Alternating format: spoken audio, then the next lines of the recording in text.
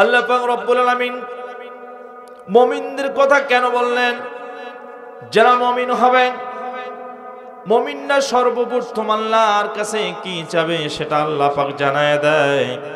আল্লাযীনা ইয়াকুলুনা রাব্বানা ইন্নানা আমান্না ফাগফির লানা যুনুবানা ওয়া কিনা আযাবান নার। বলি আল্লাহু আকবার।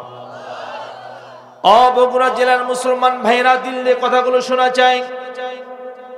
আল্লাহ পাক রব্বুল আলামিন নিজেই বর্ণনা করেন, যারা ঈমান আনবে, নিশ্চয়ই যারা ঈমান আনবে এরা প্রথমেই আল্লাহর কাছে চাইবে, আল্লাহ আপনাকে আমরা রব হিসাবে স্বীকার করে নিয়েছি, স্বীকারোক্তি দিয়েছি, আপনি আমাদের রব।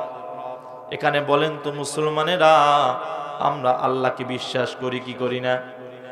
জোরে বলেন, করি কি করি না? এই যারা আল্লাহকে বিশ্বাস করে, আল্লাহ এদেরকে ঈমানওয়ালা বলেন। যারা আমি আল্লাহর উপর ঈমান আনবে, ঈমান আনার পর ওরা আমাকে বলবে, আল্লাহ আমি আপনার উপর ঈমান এনেছি, আপনাকে রব হিসাবে স্বীকার করলাম, এখন আপনি আমাকে কি করবেন? ক্ষমা করেন। বলি সুবহানাল্লাহ। ঈমানদাররা সব সময় আল্লাহর কাছে আকুতি বিনতি করে, আল্লাহ আমরা ঈমান আনলাম, এ কথা নয় আমি ঈমান আনলাম, আল্লাহ আপনাকে আমি রবের স্বীকারোক্তি দিলাম। আল্লাযীনা ইয়াকুলুনা রাব্বানা ইন্নানা আমান্না, আয় রব আপনার উপর আমি ঈমান আনলাম, আপনি আমাকে ক্ষমা করেন, আমার জিন্দেগীর গুনাহগুলো মাফ করে দেন। বলি সুবহানাল্লাহ। এখন আমি আপনাদের প্রশ্ন করব, আমরা যে ঈমান এনেছি আল্লাহর উপর, ঈমান এনেছি আল্লাহর উপর, ঈমান আনার পর নিজের গুনাহ কয়দিন রব্বে কারীমের কাছে মাফ চাইছি? বলেন। আপনি আমি ঈমান এনেছি কিন্তু এখনো পর্যন্ত মালিকের কাছে ক্ষমা চাই নাই, আল্লাহ আমি ঈমান এনেছি আপনার উপর, আপনি আমারে ক্ষমা করেন বলেছি। অথবা যারা আমরা দোয়া করতে পারি, নামাজ আদায় করলে নিজের গুনাহগুলো মাফ চাই, আল্লাহ জিন্দেগীর গুনাহগুলো মাফ করে দেন, জীবনে যত গুনাহ করেছি আল্লাহ আমার জিন্দেগীর গুনাহগুলো মাফ করে দাও। যারা আমরা নামাজ আদায় করি, নামাজে এই দোয়াগুলো পড়ি, কিন্তু কোরআনের ভিতর বাকরার মধ্যে আল্লাহ স্পষ্ট করে দিয়েছেন, এরা শুধু ঈমানদারি হবে না, এরা নিজের গুনাহগুলো মাফ চাবে না, এটাই ক্ষান্ত হবে না। নিজের গুনাহগুলো মাফ চাওয়ার পর আমি আল্লাহ জাহান্নামের আগুন থেকে, জাহান্নামকে ভয় করবেন, জাহান্নামের আগুন থেকে বাঁচার জন্য আমি রব্বে কারীমের কাছে প্রার্থনা করবে আর বলবে, ওয়াকিনা আযাবান নার, আয় আল্লাহ তুমি আমাকে জাহান্নামের আগুন থেকে বাঁচাও, তুমি আমাকে জাহান্নামের আগুন থেকে বাঁচাও। এই দোয়াগুলো করবে কে? যারা ঈমান আনবে, ঠিক কিনা? যারা ঈমান আনবে, ঈমানওয়ালা সর্বপ্রথম নিজের গুনাহ মাফ চাইবে কার কাছে? এরপর 2 নম্বর হলো নিজের গুনাহ মাফ চাওয়ার পর রব্বে কারীমকে বলবে, আল্লাহ তুমি আমাকে জাহান্নামের আগুন থেকে বাঁচায় নাও। কিন্তু আফসোসের বিষয় হলো আমরা ঈমানওয়ালা ঠিকই, কেমন ঈমানওয়ালা? যে ঈমান আপনি আমি এনেছি, এই ঈমান দিয়ে কিন্তু রব্বে কারীমের জান্নাতে যাওয়া যাবে না। ফিরআউনের ঈমান ছিল, ফিরআউনের ঈমান ছিল একবার নয়, 2 বার নয়, ইতিহাসে উল্লেখ আছে কয়েকবার মুসার দরবারে গেছে ঈমান আনার জন্য। ফিরআউনের নাম শুনছেন আপনারা? শুনেন নাই? ইতিহাস। আল্লাহর নবী মুসা আলাইহিস সালাতু ওয়াস সালাম আল্লাহর সাথে কথোপকথন করার পর দৈনন্দিন কথা হয়, মুসা আল্লাহকে বলে, আল্লাহ ফিরআউনকে কি হেদায়েত দেওয়া যায় না? ওরে কি ইসলামের দাওয়াত দেওয়া যায় না? তারে কি হেদায়েতের পথে আনা যায় না? মুসা আলাইহিস সালাম যখন কথা বললেন, আল্লাহ বলেন, মুসা তুমি চেষ্টা করলেও কোনো লাভ হবে না। তো আল্লাহ পাক রব্বুল আলামিন একদিন মুসা আলাইহিস সালামকে ফিরআউনের বিষয়ে 4টা নিয়ামতের কথা জানাই দিলেন। কয়টা নিয়ামত? জোরে বলেন কয়টা? খারাপ লাগতেছে ভাই? মুসাকে বললেন, ও মুসা, আল্লাহ পাক রব্বুল আলামিন বলেন, ও মুসা, তুমি ফিরআউনের সাথে কথা বললে 4টা বিষয়ে জানাই দিবা, যদি সে ঈমান আনয়ন করে 4টা নিয়ামত আমি আল্লাহ তার জন্য বরাদ্দ করে রেখেছি। জোরে বলুন কয়টা? মুসা আলাইহিস সালাম সত্যবাদী একজন নবী। ফিরআউন জানতো এমন কোন বিষয় নাই যেই বিষয় ফিরআউন জানে না। সব কিছু জানার পর একদিন মুসা আর ফিরআউনের সাক্ষাৎ হয়ে গেল। মুসা নবী মিথ্যা কথা বলে না, তিনি যে একজন আল্লাহর পয়গম্বর ফিরআউন বিশ্বাস করত, কারণ মুসা যা বলতো তা বাস্তবায়িত হইতো, এটা ফিরআউন বিশ্বাস করে। ফিরআউন এটা বিশ্বাস করে মুসা কোনদিন মিথ্যা কথা বলে না আর মিথ্যা পছন্দ করে না। একদিন ফিরআউন বলল, ও মুসা, আমি যদি ঈমান আনি তাহলে আমার কি লাভ হবে? মানুষ তো লাভই খোঁজে, খোঁজে কি খোঁজে না বলেন? আপনি দোকানদার, একটা ব্যবসা করেন, দোকানের মধ্যে লাভ যদি না হয় আপনি আর দোকানদারি করবেন না, ঠিক না? মুসলমান ভাইয়েরা আমার, এইবার ফিরআউন মুসাকে বলতেছে, ও পয়গম্বর মুসা,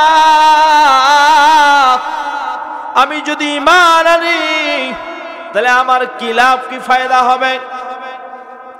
মুসা আলাইহিস সালাতু ওয়াস সালাম বলেন, ফিরআউন শোনো, তুমি যদি আল্লাহর উপর ঈমান আনো আর আমি মুসাকে যদি নবী হিসেবে মানো, তাহলে আল্লাহ পাক রব্বুল আলামিন তোমার জন্য 4টা নিয়ামত বরাদ্দ করেছে।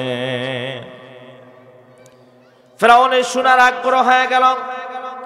ফিরআউন বলতেছে, তাহলে মুসা বলো, আল্লাহ আমার জন্য কোন কোন নিয়ামত বরাদ্দ করে রেখেছেন? মুসা পয়গম্বর বলেন, ফিরআউন শুনে নাও, 1 নম্বর নিয়ামত তোমার জন্য আল্লাহ যেটা রেখেছেন, তুমি যদি আল্লাহর উপর ঈমান আনো আর আমি মুসাকে যদি নবী হিসাবে স্বীকার করে নাও, 1 নম্বর নিয়ামত, ফিরআউন কিয়ামত পর্যন্ত আল্লাহ তোমার হায়াত বৃদ্ধি করবে। 2 নম্বর নিয়ামত হলো, ও ফিরআউন শুনে নাও, 2 নম্বর যেই নিয়ামত আল্লাহ তোমার জন্য বরাদ্দ করে রেখেছেন, 2 নম্বর নিয়ামত হলো তোমার বাদশাহী কিয়ামত পর্যন্ত থাকবে। তুমি একাই সারা পৃথিবীর বাদশা থাকবা, তোমার শাসনে সারা পৃথিবীর মানুষ চলাচল করবে, এই ক্ষমতা আল্লাহ তোমাকে দিবে, কেউ তোমার কাছ থেকে বাদশাহী নিতে পারবে না। এটা কয় নম্বর নিয়ামত? 1 নম্বর, কিয়ামত পর্যন্ত তার হায়াত। 2 নম্বর, ওর বাদশাহী থাকবে, কারণ সে তো চায় বাদশাহীর দায়িত্ব পালন করার জন্য, এই জন্য আল্লাহ সেটা বরাদ্দ করে রেখেছিলেন। ভাই কিচ্ছা কাহিনী বলতেছি না, আমি অন্য বক্তা না যে ঘটনা কাহিনী বলে শেষ করে দেবো, আমি আপনাদের আলোচনায় যাচ্ছি, একটু খেয়াল করেন। কিচ্ছা কাহিনী অনেক লোককে ভালো লাগে, আবার অনেকে তাফসীর ভালো লাগে না। খেয়াল করবেন, মজা পাবেন ইনশাআল্লাহ। আমি আশা করি, অত্যন্ত আশা করি, যদি একবারে ইহতেমামের গুরুত্ব দিয়ে শোনেন, তাহলে আমি আশা করি আপনারা যে কয়জন বসছেন আশা করি বুঝবেন আমি কি আলোচনা করতেছি।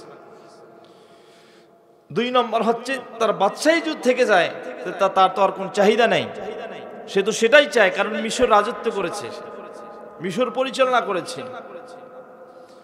ফিরআউন 2 নম্বর নিয়ামত হলো, কিয়ামত পর্যন্ত তোমার বাদশাহী বহাল থাকবে, কেউ তোমার বাদশাহী ছিনায় নিতে পারবে না। 3 নম্বর নিয়ামত হলো, ফিরআউন শুনে নাও, সর্বদা তুমি যুবক থাকবা, তোমার বার্ধক্য আসবে না। 4 নম্বর হলো, ফিরআউন শুনে নাও, তোমার কোনোদিন শরীরে ক্লান্তি আসবে না, তুমি কোনোদিন অসুস্থ হবা না। ফিরআউন সিদ্ধান্ত নিয়ে নিল, 1 নম্বর, যদি আমার হায়াত কিয়ামত পর্যন্ত থাকে তাহলে তো আমার আর কোনো কিছু দরকার নাই। 2 নম্বর, আল্লাহ যেটা জানাই দিয়েছেন কিয়ামত পর্যন্ত আমার বাদশাহী বহাল থাকবে। 3 নম্বর হলো, আমি তাগড়া যুবক থাকবো, আমার বার্ধক্য কোনোদিন আসবে না। 4 নম্বর নেয়ামত হলো আমার কোনোদিন অসুখ বিসুখ হবে না, সর্বদা সুস্থ থাকবো। এই 4টা নেয়ামতের কথা শোনার পর ফিরআউন ঈমান আনার জন্য প্রস্তুতি গ্রহণ করলেন। ঈমান আনার জন্য প্রস্তুতি গ্রহণ করলেন।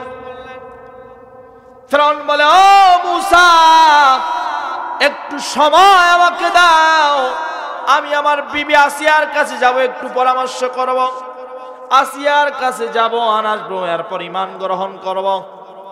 আল্লাহর পয়গম্বর মূসা বলেন, ও ফিরআউন শুনে নাও, আমার কোনো আপত্তি নাই, তুমি সকলের সাথে পরামর্শ করতে পারো, কিন্তু খবরদার খবরদার হামানের সাথে পরামর্শ করবা না।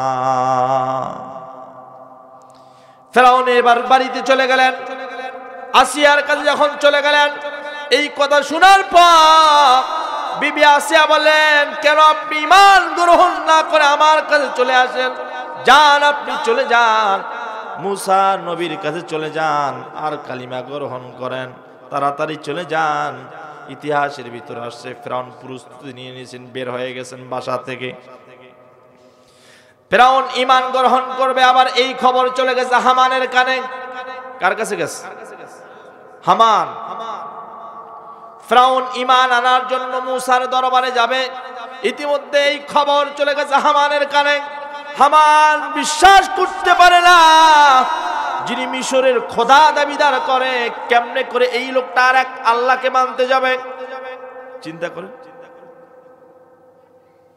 এই যে হামান বিশাল বড় তরবারি নিয়া ঘর থেকে বের হয়ে ছুটে চলে গেল ফিরআউনের সামনে, আর গিয়ে বলে, কি ব্যাপার আল্লাহ, আপনি তো আমাদের মিশরের আল্লাহ, আমি শুনলাম আপনি নাকি মূসার আল্লাহর প্রতি ঈমান আনার জন্য মূসার দরবারে যাইতেছেন। আমি হামান থাকতে এটা বরদাস্ত করতে পারি না। আমি জীবিত থাকা অবস্থায় আপনি আমার রব, নাউজুবিল্লাহ বলবেন না, আপনি আমার রব ফিরআউন, আমি জীবিত থাকা অবস্থায় আপনি মূসার আল্লাহর উপর ঈমান আনতে পারবেন না। যখন এই কথা বলল, সঙ্গে সঙ্গে আবার ফিরআউনের ভিতরে একটা অহংকার বোধ চলে আসলো যে আমি তো ঠিকই মিশরের রব, আমি যদি আবার মূসার আল্লাহর উপর ঈমান আনতে যাই তাহলে মিশরের লোকেরা আমারে কি বলবে? ফিরআউনের ঈমানের রাস্তাটা পরিবর্তন হয়ে গেল, ঈমান আর আনতে পারল না, গোমরাহির পথে চলে গেল। এজন্য ইতিহাসের মধ্যে ফিরআউনের বড় ফিরআউন যাকে বলা হয় তার নাম হলো হামান। বাংলাদেশের ফ্যাসিস্ট সরকারকেও এই যুগের ওলামায়ে কেরাম দাওয়াত দিয়েছে, আপনি দেশ চালান, কোনো বাধা নাই, আপনি দেশ চালান, কোনো বাধা নাই, কিন্তু খবরদার কোরআনের বিরোধিতা করবেন না, ওলামায়ে কেরামের বিরোধিতা করবেন না। এমন দাওয়াত দেওয়ার পর এই সরকার যখন কোরআনের উল্টা পদে পা বাড়ায় দিল, কোরআনের আইন চায় না, বরং ওলামায়ে কেরামের প্রতি নির্যাতন চালায়, নিরপরাধ মানুষদেরকে অপরাধী বানায় জেলখানার মধ্যে মৃত্যু পর্যন্ত ঘটাইছে। আল্লাহ পাক রব্বুল আলামিন এটা বরদাস্ত করতে পারে নাই। বড় মাস্টার প্ল্যান যিনি করেছেন তিনি কি? আল্লাহ এমন একটা প্ল্যানিং করলেন, হাজার হাজার নয়, সারা দুনিয়ার মানুষদের জানাই দিল, যারা আমার কোরআন বিরোধী, রসুল বিরোধী, আমি আল্লাহ এদের দুনিয়ার জিন্দেগিতে অপদস্থ করে বেড়াই। এই জন্য মুসলমান ভাইয়েরা আমার, ফালা তালুমুনি ওয়ালুমু আনফুসাকুম, ওই দিন আপনাকে আমাকে জিজ্ঞাসা করা হবে, তুমি কোন নেতার পিছনে ঘুরে বেড়াইছ? তোমার নেতা কেমন? তোমার নেতার চরিত্র কেমন? তোমার নেতা যদি বেনামাজি হয়, তোমার নেতা যদি ঘুষখোর হয়, মদ করা হয়, জিনাকারী হয়, ব্যভিচারিণী হয়, কিয়ামতের দিন রব্বে কারীম ওই সমস্ত কুলাঙ্গার নেতাদের সাথে হাসর নাসর করাবেন। যেদিন হাসর নাসর হবে ওই দিন জাহান্নাম ছাড়া উপায় থাকবে না। এজন্য মুসলমান ভাইরা আমার, যদি আপনার আমার ভিতরে ঈমান থাকে, 1 নম্বর গুণ অর্জন করতে হবে, রব্বে কারীমের কাছে যে স্বীকারোক্তি দিব, আল্লাহ আমি ঈমান এনেছি, আপনাকে রব হিসাবে স্বীকার করছি, আপনি আমার জিন্দেগির গুনাহগুলো ক্ষমা করে দেন। বলতে পারবো না ইনশাআল্লাহ। আল্লাহর নবী মুসা আলাইহিস সালাতু ওয়াস সালাম ফিরআউনকে এই কথা জানার পর সে ঈমান আনতে পারল না। পথ আলাদা হয়ে গেল কিসের কারণে? অহংকার থাকার কারণে। কিসের কারণে ভাই? অহংকার থাকার কারণে। এজন্য আল্লাহ পাক রব্বুল আলামিন বলেন, ওয়াল্লাহু লা ইউহিব্বু কুল্লা মুখতালিন ফখুর। চিল্লায় বলি আল্লাহু আকবার। আল্লাহ কোন অহংকারীকে পছন্দ করে না, ভালোবাসে না, বরঞ্চ তার থেকে মুখটা ফিরায় নেয়। যদি কোনো মানুষের ভিতর কোন অহংকারী থেকে যায়, আল্লাহ পাক রব্বুল আলামিন ওই বান্দার থেকে ভালোবাসার মুখটা ফিরায় নেয়, তার দিকে তাকায় না। লা ইউহিব্বু, আল্লাহর ভালোবাসা তার জন্য আর থাকে না। আল্লাহ বলে, বান্দা শোনো, আমি তোমারে বানাইলাম, তোমার সৃষ্টি করলাম, এমনি এমনি আমি তোমার দুনিয়ার জিন্দেগিতে পাঠাই দেই নাই। বান্দা শোনো, কত সুন্দর সুরত দিলাম, কত সুন্দর আকার আকৃতি দিলাম। ইয়া আইয়ুহাল ইনসানু মা গররাকা বিরাব্বিকাল কারীম। বলি আল্লাহু আকবার। দেখেন আল্লাহ আপনাকে আমাকে কেমনে ডাকে। মানুষ হয়ে মানুষের ভাষার ভিতরে এত সুন্দর মধু দিলেন। কিছু কিছু মানুষ কথা বললেই ভালো লাগে, আছে না এমন মানুষ? আর কিছু কিছু মানুষের কথা শুনলেই কেমন জানি তীক্ষ্ণ লাগে, ভালো লাগে না। কথার ধরনটাই আলাদা, কিন্তু আসলে লোকটা খারাপ না, ওর ধরনেই। তা আল্লাহ পাক রব্বুল আলামিন বান্দাদের ডাকে আর জিজ্ঞাসা করে, ইয়া আইয়ুহাল ইনসানু মা গররাকা বিরাব্বিকাল কারীম। হে দুনিয়ার মানুষেরা, হে দুনিয়ার মানুষেরা, কিসে তোমাকে বাধা দিল যার কারণে আজও পর্যন্ত তুমি আল্লাহর পথ থেকে বিমুখ হয়ে আছো? আল্লাহ ডাকতেছে, কিসে তোমাকে বাধা দিল যার কারণে আজও পর্যন্ত মসজিদে যাও না, নামাজ আদায় করো না? এই যে শাবান মাস চলতেছে, শুধু আমরা শবে বরাত রাত্রি যা নফল ইবাদত বন্দি করলেই মেইন উদ্দেশ্য হাসিল হবে এটা না, যে শবে বরাত রাত্রি আল্লাহ সব কিছু বরাদ্দ করে রাখেন। এই জন্য মসজিদে খিচুড়ি দেওয়া হয়, জিকির আজগার করা হয়। ওই দিন গুনাহ মাফ করে আসবো, আর আমল করা লাগবে না, এই চিন্তা করা যাবে না। মুসলমান ভাইরা আমার খেয়াল করে শোনেন, আল্লাহ পাক সুন্দর করে ডাক দেয় আর বলে, বান্দা কে তোমারে বাধা দিল যার কারণে আজ পর্যন্ত তুমি নামাজে আসো না, যার কারণে রমজানে রোজা রাখো না, যার কারণে হজ করার মতো সম্পদ আছে কিন্তু তারপরে হজ আদায় করো না? বান্দা তোমার জন্য কি করি নাই? ওয়াদা নিয়ে আসছো দুনিয়াতে, ওয়াদা পালন করতেছ না। বলেন মুসলমান, আমরা স্বীকারোক্তি দিয়ে আসছি কার কাছে? কেমন স্বীকারোক্তি দিয়েছি একটু শোনেন। ওই সময় জিজ্ঞাসা করেছিল আল্লাহ, আলাস্তু বিরাব্বিকুম, ও বান্দারা বলো আমি কি তোমাদের রব নই? আমরা এক বাক্যই বলে দিয়েছিলাম, ক্বালু বালা, হ্যাঁ আল্লাহ আপনি আমাদের রব। ওই যে রবের স্বীকারোক্তি দিয়ে দুনিয়াতে আসছি, এরপরে ইবাদত বন্দি করতেছি না, নাফরমানি করতেছি, আল্লাহ কিন্তু রাগান্বিত হচ্ছে না। আল্লাহ ডাক দেয় আর বুঝায়। সুবহানাল্লাহ বলেন। নিজের সন্তান যদি বাবার কথা না শুনে বাবা রাগ হয় কি হয় না? মায়ের কথা সন্তান না শুনলে মা রাগ হয় কি হয় না? কিন্তু সেই আল্লাহ আপনাকে আমাকে কত যত্ন নিয়ে বানাইলো, কত সুন্দর করে আপনাকে আমাকে সৃষ্টি করে দুনিয়ার জিন্দেগিতে পাঠাইলো। উদ্দেশ্য একটা, ওমা খালাকাতুল জিন্না ওয়াল ইনসা ইল্লা লিয়াবুদুন। বলি আল্লাহু আকবার। আমি দুইটা জাতি সৃষ্টি করলাম, জিন আর ইনসান, কেবলমাত্র আমার ইবাদত বন্দি করার জন্য, আমার দাসত্ব করার জন্য। অন্য কোনো কিছু করার জন্য আমি আল্লাহ পাঠাইলাম না, সৃষ্টি করলাম না। এখন আসুন, আল্লাহ তারপরে বলে, বান্দা দুইটা উদ্দেশ্য নয়, একটা উদ্দেশ্য, কেবলমাত্র আমার গোলামি করার জন্য, দাসত্ব করার জন্য। কেন করো না? কিসে তোমাকে বাধা দিল? উদ্দেশ্য তো একটাই, আমার গোলামি করার জন্য, আমার দাসত্ব করার জন্য। কেন করো না? الذي خلقك فسواك فعدلك في أي سورة ما شاء ركبك الله أكبر বান্দা আমি তোমার সৃষ্টি করলাম সুঠাম গঠনের অধিকার বানায়া সুবহানাল্লাহ বলেন অসম্পূর্ণ কেউ এখানে নাই চোখের জায়গায় চোখ দিয়েছে কানের জায়গায় কান দিল নাকের জায়গায় নাক দিল হাতের জায়গায় হাত লাগাই দিল যেটা যেখানে প্রয়োজন সেটা সেখানে লাগাই দিল তিনি কে একটু আওয়াজ দিয়ে বলতে হবে তিনি কে এইজন্য আল্লাহ বলেন আল্লাযী খলাকাকা ফাসাওয়াকা ফাআদালাক ও বান্দা তোমারে আমি সুঠাম গঠন দিয়ে বানাইলাম সূরাতিন মাশা আরাক্কাবাক এমন সুন্দর সুরত দিয়ে আমি তোমারে বানাইলাম কেন বানাইলাম একটাবার ভাবো তোমারে কষ্ট দেওয়ার জন্য আমি বানাই নাই আমি তোমারে যত্ন নিয়ে বানাইছি যত্ন নিয়ে বানাইছেন কে একটাবার বাজেন আমি সৃষ্টির কথাগুলো বলতেছি আপনাদের আল্লাহ কত যত্ন নিয়ে আপনাকে আমাকে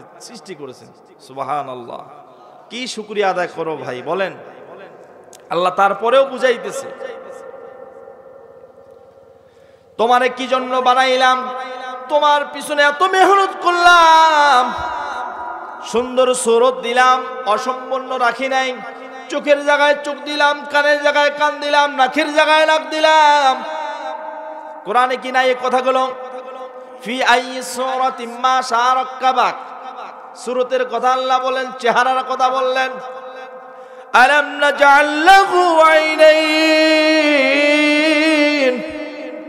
ও বান্দা দুইটা চোখ দিলাম দুইটা চোখ আছে না নাই আপনার চোখের কথা আল্লাহ পাক বলেন সূরা বালাদে আলাম নাজআল লাহু আইনাইন বান্দা দুইটা চোখ দিলাম এরপর কি দিলাম ওয়ালিসানা ওয়া শাফাতাইন বলি আল্লাহু আকবার এরপর বান্দা জিহ্বা লাগাই দিলাম এই জিহ্বার দ্বারা স্বাদ আস্বাদ গ্রহণ করতে পারবা দেখেন বাসার মধ্যে যখন ক্ষুধার্ত অবস্থায় বাসায় আমরা থাকি ভালো মন্দ তরকারি রান্না বান্না হলে তৃপ্তি ভরে খাইতে পারি কি পারি না যদি ভালো রান্না হয় জিহ্বার মধ্যে যে স্বাদ লাগা যায় কত ভালো লাগে ঠিক না এইজন্য আল্লাহ বলে তোমার শরীরটারে ভালো রাখার জন্য শরীরটারে ফুড দেওয়ার জন্য খাদ্য গ্রহণ করবা কোনটার কেমন স্বাদ সেই স্বাদ গ্রহণ করার জন্য আমি আল্লাহ তাআলা ৩২,০০০ ছিদ্র তোমার জিহ্বার ভিতর লাগাই দিলাম